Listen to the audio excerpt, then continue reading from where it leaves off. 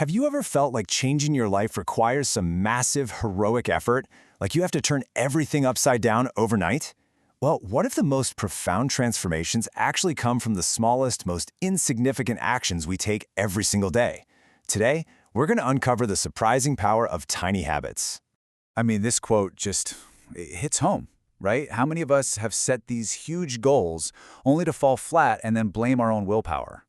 But the secret isn't some overnight miracle. It's about building a system of actions so tiny you almost feel like they shouldn't even count. But oh, they do. So here's our game plan. First, we're going to bust the whole myth of transformation. Then, we'll get into the actual science of what it means to be just 1% better. From there, we'll break down a simple 4-step framework you can use, and we'll wrap up with how you can actually start rebuilding your day step by step. All right, let's dive right in with our first section, the myth of transformation. It's time to challenge that big, popular idea that real change has to be this dramatic, all-or-nothing event. So the key to all of this is what's called an atomic habit. And it's not just any small habit. Think of it more like a fundamental building block. It's a routine that's so small, so easy, that it kind of just sneaks past your brain's natural resistance to change. It becomes the first tiny piece in a much bigger system of growth. And here's why this is so critical. Think about this for a second. Nearly half, up to 45% of everything you do every single day isn't a conscious choice. It's a habit. You're basically running on autopilot. So trying to use raw willpower to fight against almost half of your daily actions, well, that's a losing battle. We need a smarter system, not more grit. Okay, next up. Now we get to the really cool part, the science of getting 1% better. This is all about how those tiny little gains start to stack up and compound into something massive over time. Okay, just look at this number for a second. 37 times. That's how much better you can become if you improve by just 1% every day for a year. 1%. It feels like nothing on day 1, or even day 10, right? But it compounds. It's basically compound interest for your life. It starts as a slow, quiet process, but the results, they are absolutely huge. So what's actually going on in your brain when a habit forms? Well, it all runs on this simple 4-step loop. It starts with a cue. That's the trigger. That trigger creates a craving. You know, the motivation to act. Then you have the response, which is the habit itself. And finally, the reward. That's the little bit of satisfaction that tells your brain, hey, that was good. Let's remember to do it again. Every single habit you have, good or bad, follows this exact same pattern. And here's the wild part. This isn't just a psychological trick. You are physically changing your brain. Every single time you repeat that habit loop, you're strengthening the neural connections for that behavior. It's a process called neuroplasticity. Think of it like carving a path in a forest. The first time is tough, but the more you walk it, the clearer and easier the path becomes. Eventually, it's so automatic you don't even have to think about it. Okay, so we've got the why and the how it works in the brain. But what do we actually do? That brings us to our next section, the 4 laws of habit.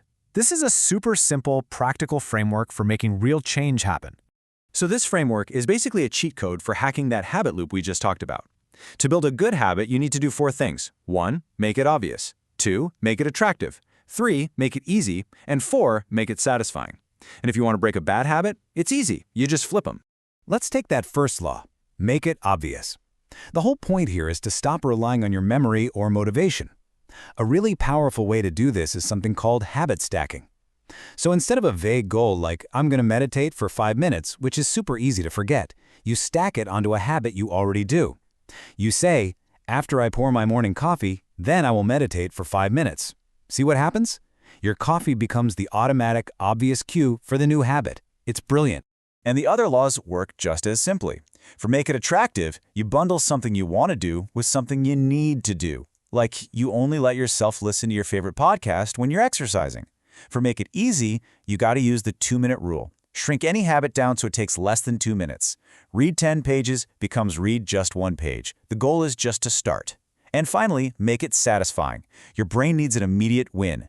Use a habit tracker and get that little thrill of checking off a box. It sounds silly, but that little dopamine hit is what locks the habit in for good. All right, last section. Let's put all this together and talk about how we can start rebuilding your day, step by tiny step. Okay, I really want you to lean in for this one, because this might be the most important idea of all. The point of tiny habits isn't just to achieve a goal, it's to change your identity. The goal isn't to run a marathon, it's to become a runner. You see the difference? Every time you perform a tiny habit, it's like you're casting a vote for the type of person you want to become. So where do you even begin? Well, here are a few super powerful, super simple ideas to get you started. The 2-minute rule. If a task pops up and takes less than 2 minutes, just do it. Make your bed. You start the day with an immediate win, and it builds momentum.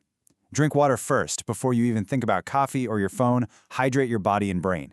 1 sentence of gratitude. This literally rewires your brain to look for the positive. And plan tomorrow tonight. You wake up with a clear purpose instead of being paralyzed by choices. But please, remember this. The whole point is not to do all of these things at once. The entire philosophy is built on starting ridiculously small. Just pick one thing, master it, make it automatic. Then, and only then, you can stack the next one on top. Seriously, this is all about progress, not perfection. And that really brings us to the final, most important question. Forget about a massive life overhaul. You don't need to build 30 new habits by next week. You just need one. So what's it going to be? What's your first tiny step?